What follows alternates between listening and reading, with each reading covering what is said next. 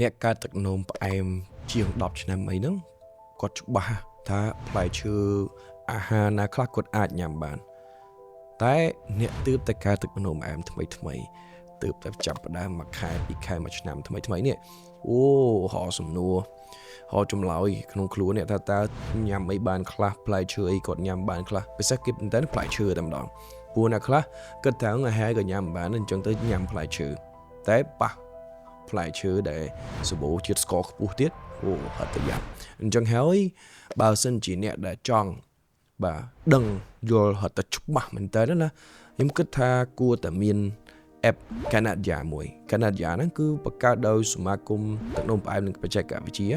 គាត់មានបាទមេរៀនលម្អិតមែនតើពាក់ព័ន្ធជាមួយនឹងជំងឺទឹកនោមផ្អែមចូលទៅហើយដុតអស់លុយផងមើលមេរៀនចេះច្រើនទៀតបាទអញ្ចឹងរបៀបថែខ្លួនឯងមិន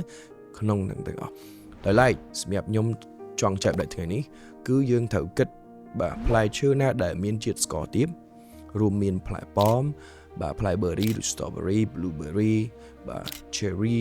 ឬក៏ avocado ឲ្យផ្សេងទាំងអស់ហ្នឹងផ្លែឈើទាំងអស់ហ្នឹងគឺមានសារជាតិសរសៃពពួក fiber ខ្ពស់ទៅទៀតអញ្ចឹងជាតិស្ករទាបហើយសារជាតិសរសៃច្រើនទៀតអញ្ចឹងធ្វើឲ្យជាតិស្ករនៅក្នុងខ្លួនរបស់យើងមានលំនឹងល្អបាទមិនត្រឹមតែញ៉ាំឆ្ងាញ់ហើយរក្សាជាតិស្ករយើងទៀតអញ្ចឹងត្រូវតែប្រយ័ត្នមែនតើពាក់ព័ន្ធមួយជំរឿនៃការជ្រើសអាហាររបស់យើងសម្រាប់អ្នកទឹកនោមផ្អែម